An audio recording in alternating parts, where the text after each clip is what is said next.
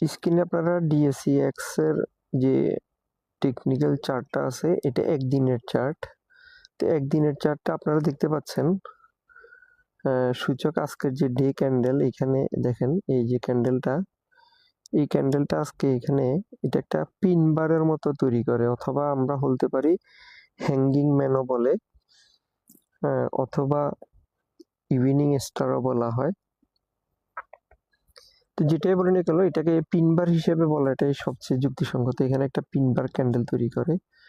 তো আমি আজকে আমার আলোচনায় আমরা 5 মিনিটের চার্ট দিয়ে আজকে ডিএসইএক্স ইন্ডেক্সের টেকনিক্যাল চার্টটা অ্যানালাইসিস করার চেষ্টা করব।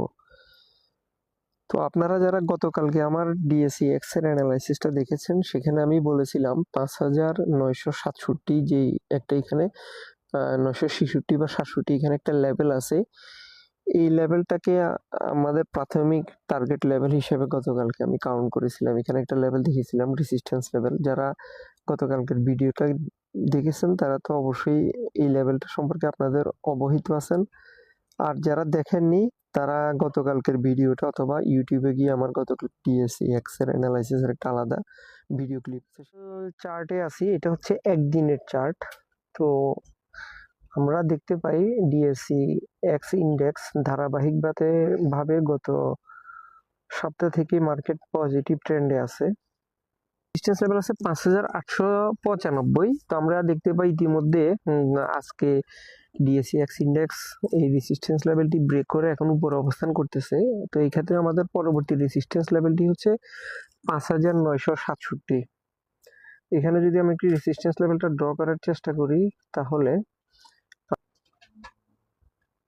67 গো ওকে ওকে এটা হচ্ছে আমাদের আগামীকালকের যে রেজিস্ট্যান্স লেভেল সেটা এখানে আমি ড্র করার চেষ্টা করলাম 5967। তো আশা করি যে হয়তো ডিএসইএক্স ইন্ডেক্স আগামীকাল 5967 এই লেভেলটা টাচ করার সম্ভাবনা আছে বা পজিটিভ মুভে থাকবে। এই লেভেল থেকে আমরা আজকে দিনের শুরুতে সূচক এখানে একটা গ্যাপ তৈরি করে দেখেন, এই যে এখানে একটা গ্যাপ তৈরি হয়, গ্যাপ দিয়ে মার্কেট ওপেন হয়, এরপরে এখানে উপরে উঠতে থাকে এবং লাস্টে আমরা দেখতে পাই যে সূচক এখানে নিচে ডাউন হয়। তো এখানে আমি আগামী দিনে ডিএসইএক্স ইন্ডেক্সের এখানে কারেকশন মুভ হবে বলে আশা করতেছি। সেটা কিরকম হতে পারে কারেকশন মুভটা, যদি এই কারেকশন মুভটা আগামীকালকে এখানে যদি এবিসি কারেকশনের মাধ্যমে ডাউন হয় তাহলে অ্যানালাইসিসটা বা ডিএসসির যে চলাচলটা এটাকে আমরা সঠিক একটা ট্রেন্ড হিসেবে কাউন্ট করতে পারি। আর যদি আগামীকালকে ইন্ডেক্স এখানে এই রেজিস্ট্যান্স লেভেলটা ব্রেক করে যে কোনো লেভেল থেকে, এটাকে আমি গ্রিন কালার করে দিচ্ছি, যদি রেজিস্ট্যান্স লেভেলটা ব্রেক করে সেক্ষেত্রে ইন্ডেক্স আরো উপরের দিকে চলে যাবে। তো এক্ষেত্রে ইন্ডেক্সের পরবর্তী মুভ হয়ে যাবে 6241। তো আমি এখানে আগামীকালকে ইন্ডেক্সের এখানে যে এই রেজিস্ট্যান্স লেভেলটা আছে এটা ব্রেক করবে বলে আমার মনে হয় না। টেকনিক্যাল চার্ট অনুযায়ী ডিএসইএক্স ইন্ডেক্স এখানে একটা কারেকশন হবে। তো এই কারেকশনটা কতটুকু হতে পারে সেটা আমরা ধাপে ধাপে আগামী দিনে দেখতে পাবো। তো এটার যে ফাইনাল যে এখানে যে কারেকশনটা হতে পারে এই কারেকশনটা 5673 অথবা 5639। আপনারা এটা একটু নোট করে নেন, আমি এখানে লিখে দিচ্ছি।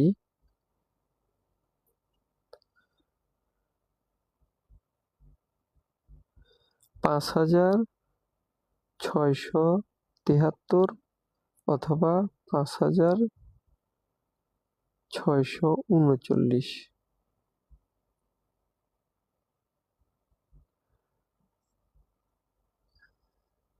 এই দুইটা লেভেলের যে কোনো একটা লেভেল পর্যন্ত ডিএসইএক্স ইন্ডেক্সের আগামী দিনে মুভ হতে পারে নিচের দিকে ডাউনে। ঠিক আছে, তো এটা আমি এখন এই 5 মিনিটের চার্টে এটা দেখাচ্ছি না কারণ এটা অনেক নিচে নেমে যাবে। আপাতত আপনারা এই দুইটা লেভেলকে নোট ডাউন করে রাখেন। ডিএসইএক্স ইন্ডেক্স আগামীতে এখানে একটা কারেকশন হবে। তো কারেকশনটা তাহলে ৫,৯৬০ থেকে ৫,৬৭৩ হলে প্রায় ৩০০ পয়েন্টের মতো এখানে একটা কারেকশন হওয়ার সম্ভাবনা আছে ডিএসইএক্স ইন্ডেক্সে।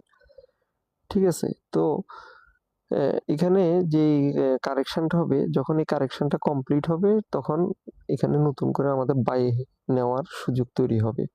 আমি গত ১ সপ্তাহ বা তার বেশি সময় ধরে আপনাদেরকে বলতেছি যে যাদের যে সমস্ত শেয়ারগুলোতে যাদের প্রফিট আছে আপনারা সেখান থেকে কিছু শেয়ার বিক্রি করে প্রফিটটা টেক করে অপেক্ষা করেন, লিকুইড করে রাখেন, ক্যাশ লিকুইড পোর্টফোলিওতে রাখেন, যেটা মার্কেট আবার যখন আবার কারেকশন হবে তখন সেখান থেকে আপনারা নিচ থেকে বাই করতে পারবেন। তো যারা আমার নির্দেশনা অনুযায়ী বা অ্যানালাইসিস অনুযায়ী এই গতকালকে বা আজকে প্রথম দিকে সেল করে ক্যাশ করেছেন তারা তো অবশ্যই ভালো করেছেন। আর যারা পারেনি তাদের জন্য এখনো সুযোগ আছে, আপনারা আগামীকালকেও এই চেষ্টাটা করতে পারেন। তো এখানে যে ৫,৬৭৩ বা ৫,৬৩৯ এই লেভেলে ডিএসইএক্স ইন্ডেক্সকে যাওয়ার জন্য আমাদের প্রতিদিন আমি এখানে একটা ক্যালকুলেশন দিচ্ছি আপনাদের, কত সময় লাগতে পারে এই দুইটা লেভেলে ৫,৬৭৩ এবং ৫,৬৩৯ এই দুইটি লেভেলে যাওয়ার জন্য ডিএসইএক্স ইন্ডেক্সে কতটুকু সময় লাগতে পারে।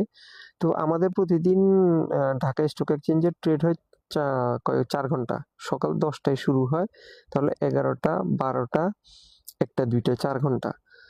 তো ৪ ঘন্টা করে হলে এখানে ডিএসইএক্স ইন্ডেক্স ৫,৬৭৩ বা ৫,৬৩৯ এই লেভেলে যেতে কমপক্ষে ৩ দিন সময় লাগবে। মানে ১২ থেকে ১৩টা ১ ঘন্টার ক্যান্ডেল কমপ্লিট হওয়ার পরে এখানে এই লেভেলটা হবে ৫,৬৭৩ পর্যন্ত যেতে পারে, অথবা ২৪টা ১ ঘন্টার ক্যান্ডেল, তার মানে ৬ দিন। তাহলে এই সপ্তাহে আছে, আজকে কি বার? বুধবার, আগামীকাল বৃহস্পতিবার, এরপরে বৃহস্পতি, রবি, সোমবারের ভিতরে যদি এই কারেকশনটা শেষ হবে, অথবা মঙ্গল, বুধ, বৃহস্পতি। তো আগামী সপ্তাহে বৃহস্পতিবারের ভিতরে আশা করা যায় যদি কারেকশনটা কন্টিনিউ হয় তাহলে এটা ৫,৬৭৩ অথবা ৫,৬৩৯ এই ৩টা লেভেল পর্যন্ত, এই ২টা লেভেলে যেতে এই সময়টা লাগতে পারে। তো এখানে আমি আবার এই টাইমটা বলে দিচ্ছি, তাহলে 1 hours 12 or 24